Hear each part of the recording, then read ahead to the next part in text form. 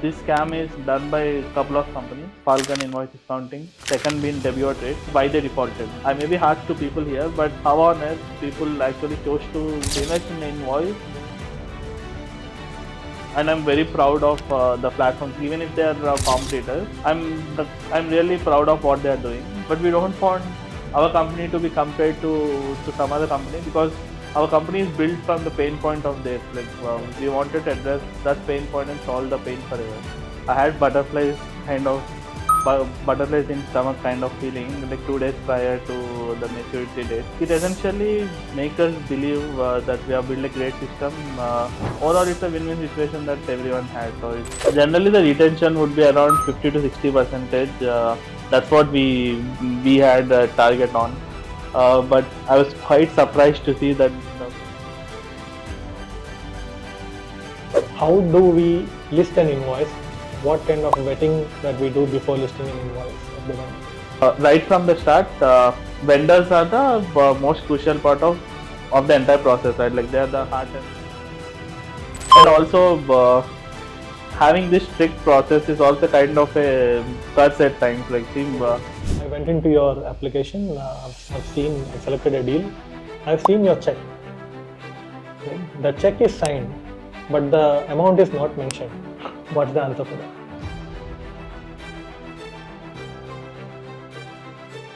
Which our platform is showing.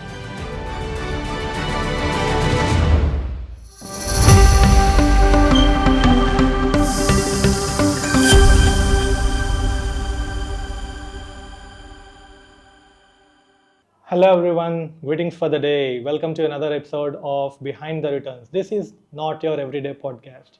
This is a raw conversation between two co-founders who are trying to build something called UpTik and trying to solve problems around finance. My name is Dileep. I'm the co-founder and I take care of operations at UpTik. And I also have... I'm Vinod Varma, co-founder and CEO at UpTik. So Vinod, it's been a while since our last podcast or the conversation has aired, and we have had some beautiful moments on the floor. It's been quite eventful. What do you want to say about that? How was the last few weeks? It's been an eventful 1 month. So where we are juggling between vendors, we are addressing investor concerns, we are trying to address all the app issues, and most importantly, we were running behind angel investors and VCs to pitch about our company, to get the investment in our company. And on a whole, and most important thing, we had our couple of payouts that we have done. So it's been quite an eventful 1 month, I would say. Right. So you have touched few points, right?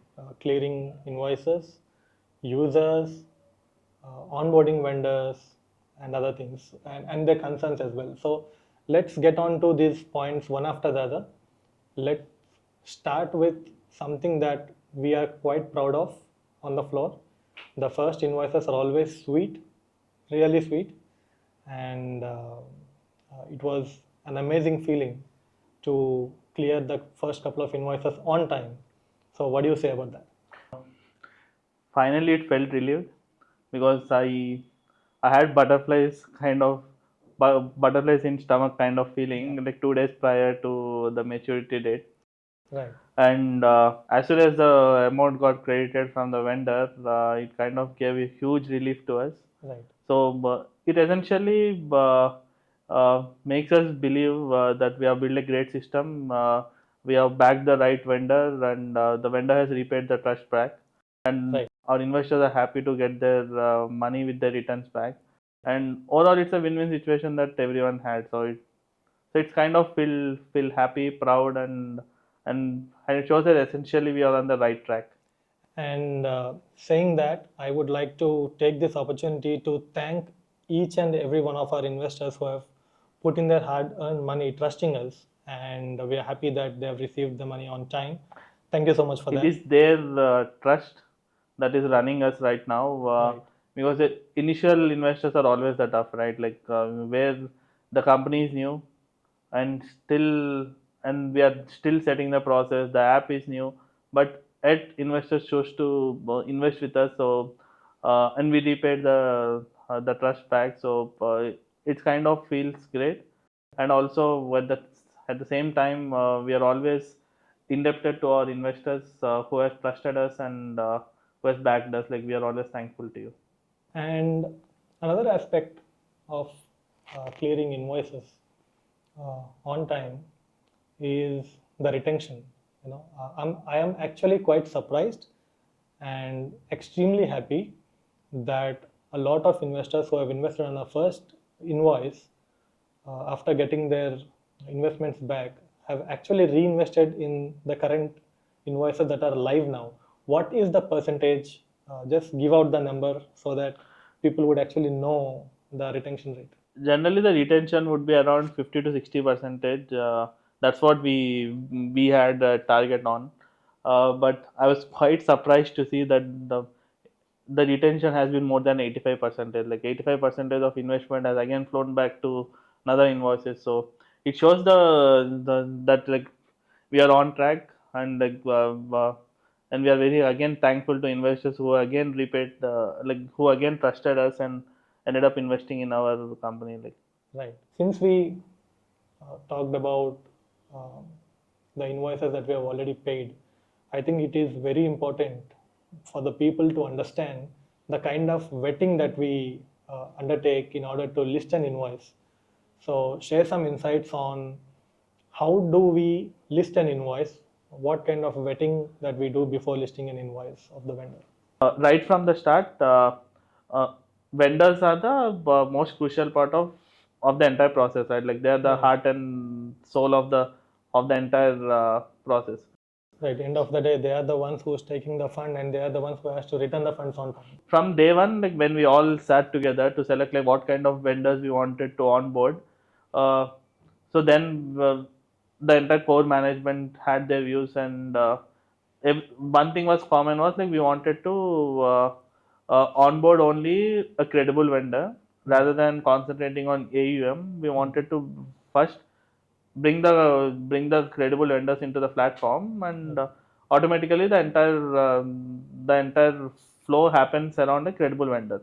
Correct. So we had a strict checklist that we have listed down. So the checklist involves, like, any company should have at least like 25 crore of turnover in a year, Right. and has to have a very good monthly cash flows.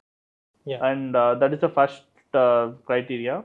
And second criteria being, like, the particular vendor has to at least do 6 transactions with a particular enterprise Okay. prior. And also, the relationship between the vendor and the enterprise has to be at least like 1 year old. So this becomes our second part of the agreement. Right. The third part, we are looking at, like, how much of an invoice that a particular vendor has raised to the enterprise, and how much the enterprise is paying it back. Right. Because that gives us the crucial understanding of how much percentage of the invoice that is actually getting. Right. So that is like another criteria. And fourth being, like, the entire financial history of the company, where we take like 3 years bank statements of the company, their GSTs, then we verify the entire thing in and out. And from the bank statements, we'll understand how many times the particular vendor has a billing done from the enterprises. So all kind of financial verification happens from our end. And saying this, and we also give it to a third party for the entire verification process. Right. So after the entire thorough process, once we are happy, that is when will fix a vendor, and like start the next step of the process, like, where we get the vendor, get the agreement signed, take the PDCs, and if it's an UpTik assured plus deal that they wanted, then there's a certain collateral that we take from them. Right.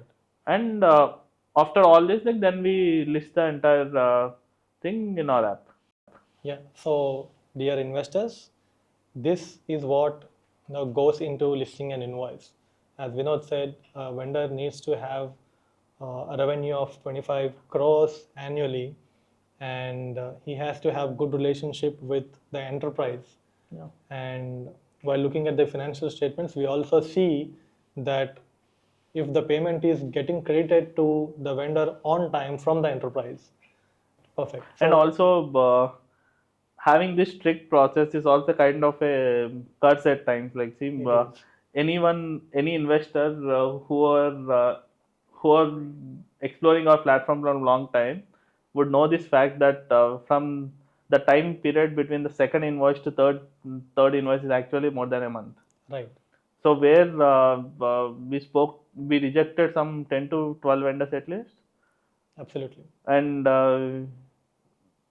for multiple factors, like we had to reject them, and then we chose like very good 3 or 4 vendors that we wanted to lock in for next month's invoice and all. Whom we believe that they would pay back on time, whose financials are good. Are very strong actually. Yeah. Yeah. So dear investors, this is the reason why there was a good delay between the second and third invoice. Exactly. This is the reason. Okay. So now we know that what goes behind onboarding someone. I have a question. Right? How do people know that the vendor is credible? You and I sitting in our office knows that the vendor is actually credible because we have done the vetting. Now, how do an investor who is putting in his money knows if the vendor is credible or not? Yep. Interesting question. So whenever like whichever investor wanted to check the details, like once they log in into our app, once they click on the deal section, then they can scroll down a bit, and then they find these 3 important segments, like Right. first being the agreement, second being the signed checks, and third being the other documents. Right. So essentially, agreements has the entire documentation and the agreement that we have done with the vendor, where the entire agreement terms can be read by anyone. And then the second part being the signed checks, like the signed checks that we collect from the vendor, those are displayed there. And like third being the financials of the particular vendor, like where everything they can verify. They can verify the balance sheet of the vendor. They can verify the financials, the loans of the particular vendor. So all kind of financial information is put there. Right. So let's go back a step. Let me ask you this. When we say balance sheets and financial statements, do we actually upload the bank statements of the vendor? No, actually, that's a crime in itself. So we can't upload a bank statement of any vendor. That being said, like anyone who wants to have a look at the bank statement are free to walk into our office, and then we can show them the entire enterprise payouts to the vendor. That part that we can show to the customers, but only for the people who can walk in, like. Yeah. And like that, we already had a discussion with the vendor, and vendor was happy to showcase it to an offline thing, but definitely not online. Like, Yeah. So in the app, essentially, when we say that people will be able to verify their financials, we essentially make a document, a synopsis of whatever findings we have traced out, and then we upload this document so that people are aware of the financial situation of that particular vendor. exactly, like where they can check the cash flows, and they can check the enterprise relations and how big is the enterprise, how big is the vendor. So based on that, like it's the best case that we're putting forward to them, and the decision is there. So once they get through all the documents. Right. Now, my next question. I know that a lot of platforms are not doing this, but we at UpTik have decided to do this, to make the investor part of the master agreement. So I would like you to take us through the documentation part. What is a master agreement? How does it work? This also like got finalized when we are having hours of discussions around how we want to be the differentiator in the market. Yeah. And first important part being the vendor, and second important part being the investor, right? Yeah.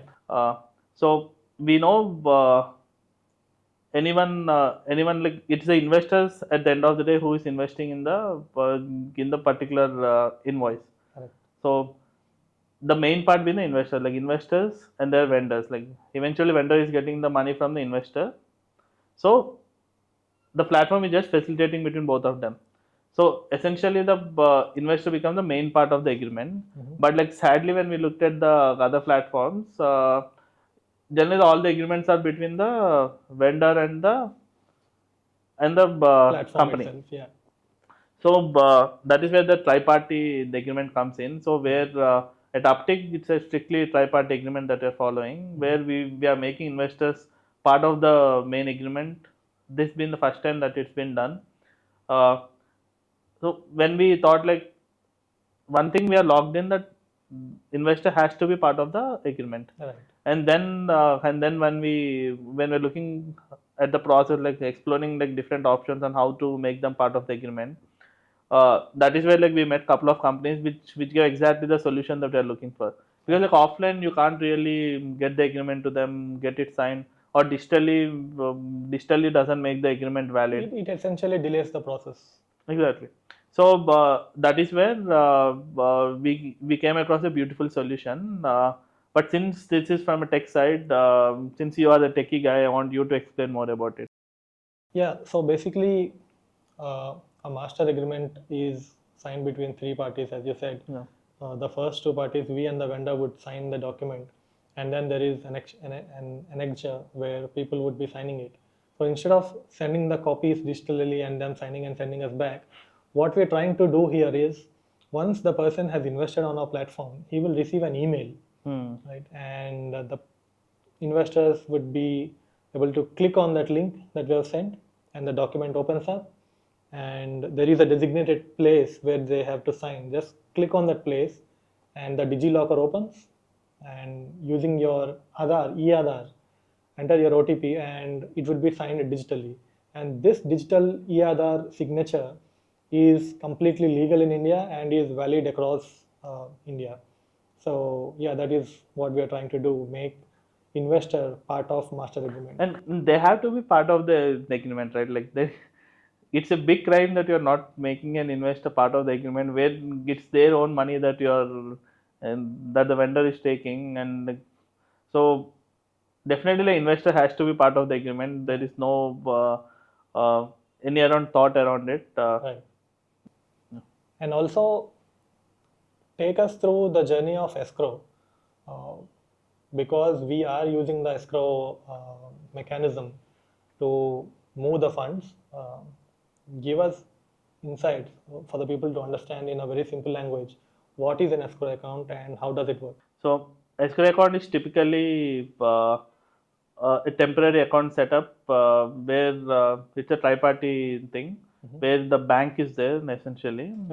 Bank is the administrator, and then we have the vendor, and then we have the platform. Right. So all the investors that want to invest in that particular deal, and once they decided to go forward with the investment is directly credited to the escrow account. And from the escrow account, it directly goes to the vendor. Once the entire pool is done, that is where the entire amount will go to the vendor. Right. And when the maturity date happens, and the vendor pays it back to the escrow account, and from the escrow account, it gets dispatched to all the investors. Yeah, based on the master agreement, the bank will see all the names and how much they have invested, and they'll send the funds directly to the. Yeah, escrow is one part being to facilitate that. Second part being like it is legally essential. It is legally compliance way to do. Because like you can't, as a private limited company, you can't take a single rupee into a current account from an investor. Right. So escrow account becomes an essential part in that aspect. Yeah. And many platforms are not doing an escrow account, but we wanted to do it. And you know how much of a bigger headache is to get an escrow account, since you know that what the process that went on. Yeah. And also the kind of documentation that we had to do for each of the deal. It is hectic, but we choose to do the hard way anyhow. Right. And also once the escrow account, then people know the money is actually going to the vendor. Right. They can be sure because bank is there who administers it. No, we can't have access to that fund. Correct. So essentially, for all the people who had doubt that what if UpTik defaults. Right. I had an investor asking me, what if UpTik defaults? Right. So for all those people, I want to use this platform to answer them. whenever there's an escrow account, we don't have access to fund. It directly goes to the vendor, and vendor pays back. We only end up getting a platform fee. Correct. And we are not charging platform fee as of now, so nothing essentially comes to us as of now. Yeah, it's a burn that we are taking right now. Because that's the process of any building a company, right? Like without burn, there is no great companies that are built. So Yeah, basically, we're trying to build a little bit of user base by giving an extra percentage of. and we want the initial investors to be benefited, Right. for sure. Correct. So, Vinod, since you have brought this point that you addressed one of the investors' concern about the escrow mechanism, let's get into the concerns part now. Now, when I say concerns part, there are two different types of concerns that are coming up. First set of concerns are from the people who have already invested with us and who are our current users. And there is another set of concerns that are coming up from essentially the people who are not yet our users. They have not registered with us. Our CRM team is trying to get in touch with them, and they are raising few concerns. Let's talk about that set of concerns a little later. Let's start with the concerns raised by people who are currently on our platform, right? So we've been taking these calls, right? We've been attending few calls along with our CRM team. What is the major concern that you have come across?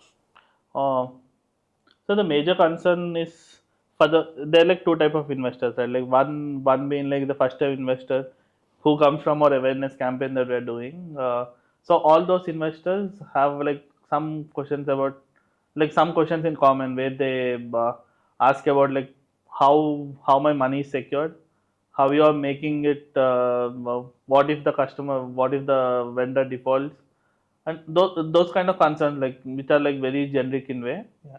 And we have our own security points, right? Like where we say them about the escrow account, the escrow mechanism. So where we say what is an UpTik assured plus how secured it makes them, and also the kind of vendor that they're getting into and the kind of enterprise that they are dealing with. And so those kind of concerns are generally addressed. Like this is the concern that anyone has. There is one interesting question that I came across one of our users. The question was, he asked, I went into your application, I've selected a deal, I've seen your check, right? The check is signed, but the amount is not mentioned. What's the answer for that? The amount is mentioned when we know the exact amount that needs to be credited to the vendor, right? Right. So when we actually like send the money to them, that is when we know like how much we are sending and how much the interest is earned on top of it. So so those figures are mentioned in the check. Yeah, so let's put the facts straight up for the people.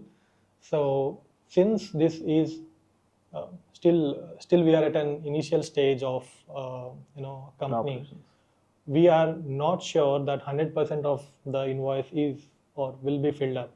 So currently I think 50% is getting filled up. 60%, like 60%, and we are adding another 20% or 25% on top of it from UpTik's end, and we are giving that fund to the vendor. So we wouldn't know what is the exact number that would be filled up. So that is exactly the reason why the checks are not numbered, but they are signed. They are with us as part of security. And this check will be used only in the case of a default from the vendor. Right? Until if the payments are on time, the check will be returned back to the vendor. Yeah. And also like getting back to the topic, first concern from the new investors is very generic. Then comes a very interesting part. It's from the seasoned investors. Yeah. So can you throw some light on what is the kind of accusation that are made against us? Okay, so the good part is over. Let's get to the worst part. I don't call it a worst part because it is a genuine concern, and we understand standing from the other end.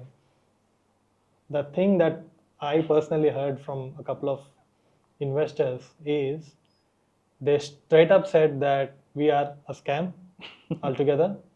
They haven't downloaded the app. They haven't seen our website. They just they somehow registered, right, from our meta ads probably. They clicked on it or they have registered, and we got the lead, and the CRM team called them, and they were like, "Why did you call us? Why are you trying to scam? And why are companies from Hyderabad are typically getting into scams?" So I think it is extremely important to address this issue. They're accusing us of they're accusing us of uh, why you're calling to loot my money, why you people want to survive on people's money. Uh, so it's kind of a pain, right? Yeah. The pain of the anger comes from the pain. Yeah. And like when we started this company, that's the exact pain point that we wanted to address, right? Right.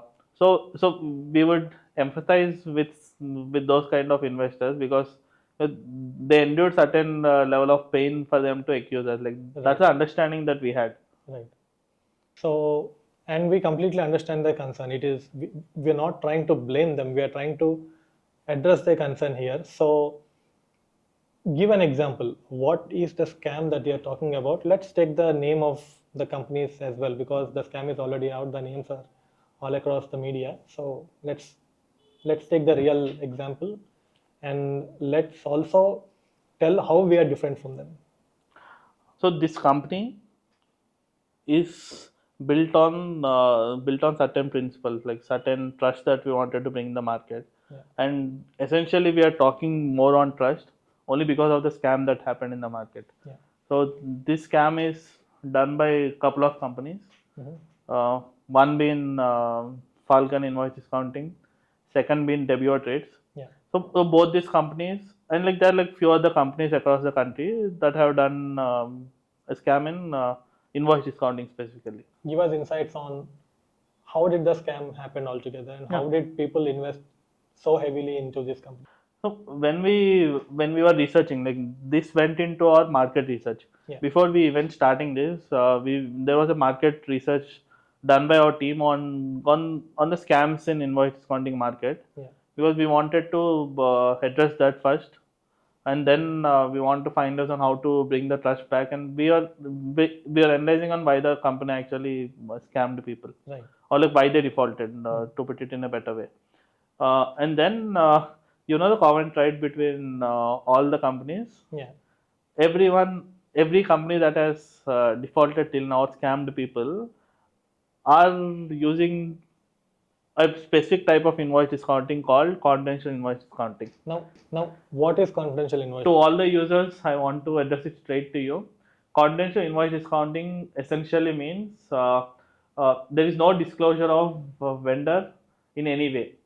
You can't know the vendor, you can't know their financials, you can't know what is services that are rendered to the enterprise also. People have used that as a reason to tell people that we are doing a confidential invoice discounting. Yeah. And we can't disclose the vendor. And this has been the story of all the companies that have defaulted. Right. So anyone, like when we are exploring, even before this idea started, when we wanted to ourselves invest in Falcon, I believe, when we were researching the entire details of the particular deal. Correct. So we were not able to find any vendor at all first, because like there is no disclosure of any vendor name that was mentioned, nor we can see the financials, nor we don't know anything of what the vendor is We even doing. don't know where the money is going to. Exactly. No. So, and also like all the deals are essentially sold by showcasing the big enterprise name. Right. Where they upload all kind of financial information of particular enterprise, and they offer a huge interest rate. Any company that is defaulted is offering more than 18% to 24% being their margin level. Correct. So I thought like these people are first, anyone who is giving above 18% is playing a risk. So there's a risk involved that you already know. It is the basic principle. Higher the risk, higher the returns. If So the returns are high, the side- risk is also high. So one side, the risk, we know that it's a high risk. And second part, these people are not disclosing who the vendor is. Right. So that's the second risk. Hmm. And personally, I would never invest in a company where I don't know who the vendor is or where my money is going, and what if there is a default, who is paying me back. Right. So there was no mention of it, and still we went ahead and spoke to the CRM team, and all the and the CRM team of particularly Falcon used to always ask us to like, come to the office. We'll show you everything. Come to the office. Then we said we'll come to office like when you can show me the vendor details. Then they said we can't show you the vendor details. Yeah. So that is when we had decided not to go ahead. And when the entire scam broke out, that is when I thought, how on earth, I may be harsh to people here, but how on earth people actually chose to invest in a company or invest in an invoice where they don't know where the money is going. Exactly. So I was telling you about a couple of investors that I've talked to. These investors have actually put their money in Falcon. And after talking to them, I asked them a question. I didn't get an answer. Luckily, one of those investors is now registered with us. And I believe he has invested with us also. Yes. Because we have clearly showed the difference and how it actually works. The question that I asked this particular investor was, sir, you are seeing this name called Reliance. I'm just giving you an example. Reliance. You don't know who the vendor is. You don't know where your money is going to. How did you invest without knowing anything? The answer that I got from this investor is, he said, sir, one of my close associates, one of my friends is investing in this company from last 2 or 3 years. He's getting returns every time on time. He's getting good returns. That's the reason I also invested. I said, sir, show me one scam in this entire world where they haven't paid initially. Every scam, they pay initially, and then going forward, when the corpus is big enough, the scam happens. That's a Ponzi scheme. And again, asked me back, are you going to do the same? And I said, sir, you exactly know where the money is going to. And you know the vendor details also. Yes, and he's also part of a master agreement. Yeah. That's how we are different than other scammers. So, essentially bringing back to the topic, so the common thread between all these companies are all the companies. When I looked at the entire companies that were defaulted or scammed people, the common thread was there is no disclosure of the vendor. Right. And saying this, I'm not saying every company that is not disclosing the vendor is actually doing a scam. I'm not even referring that. But the company that already scammed doesn't show you the vendor. You're basically taking additional percentage of risk. Exactly. Yeah. And like second part, like when I was seeing the other side of the things, when I looked at how the other companies are operating in this space, another common thread between successful companies, and I'm very proud of the platforms, even if they are competitors, I'm really proud of what they are doing. So those whichever platform is showing the vendor name and the financials are actually very successful. Yeah. There is in entire history there is no default of such company where they have shown the vendor name, they have shown all the details. There might be some delays here and there, but delays are quite common, like here and there, like few days like delay is expected, but there has never been a default or scam. Right. So what does this show you? Yeah. It shows you that whenever there are no details shown, the risk of getting scammed is high, but whenever there is a huge transparency, it's a very, very, very low risk that you're enduring. So using this platform, we want to put it out straight to the people that we empathize with how you lost your money in other companies, and saying this, please, before investing, please go through the entire details that are mentioned. What is the kind of details that is shown, where your money is going to, what is the kind of vendor that you're dealing with. Right. Once you go through everything, then itself you put forward that investment. Right. And when you're talking to our CRM team, we specifically request you to first go through the entire process that we have kept. We have worked very hard to ensure that the process is there. Go through the process. Then if you feel still there is some kind of red flags with us, then please come forward and ask those red flags. We are Then open we're to really listen on happy that. to. We are open to listen. Yeah, we are even Yeah. we are open to take the hit Right.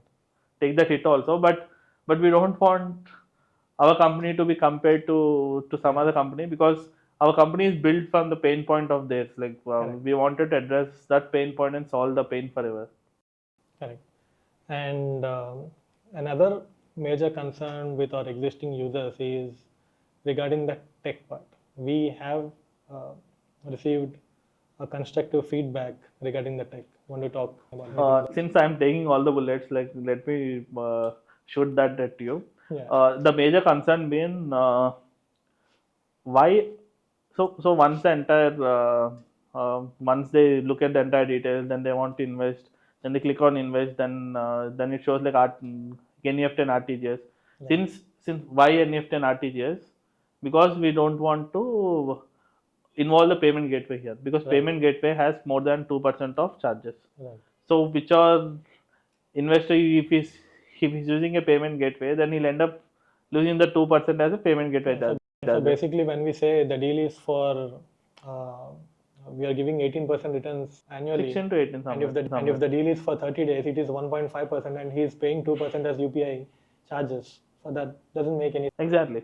So that's why like we always encourage and we always tell people to only do NEFT or RTGS or IMPS.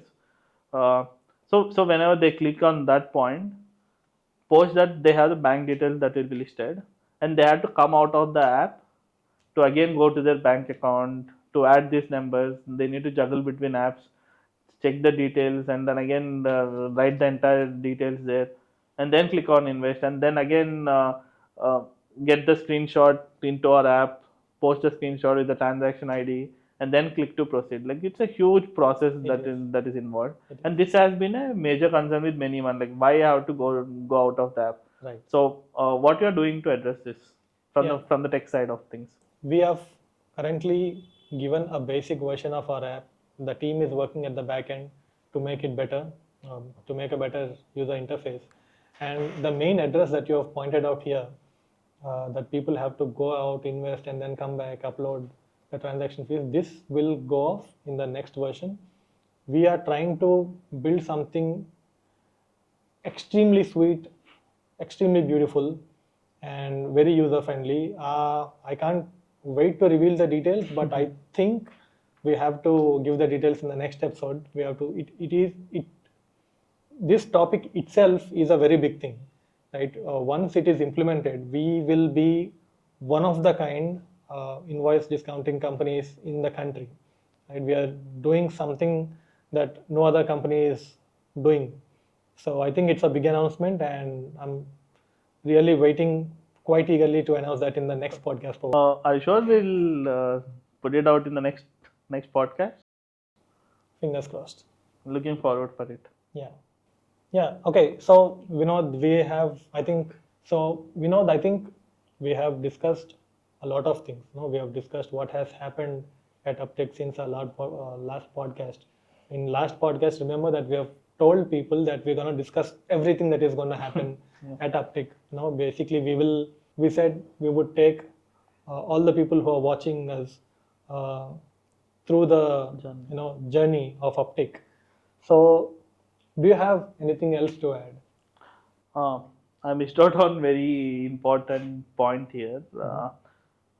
So we were talking on like last 1 month, like what all things that we have done, right?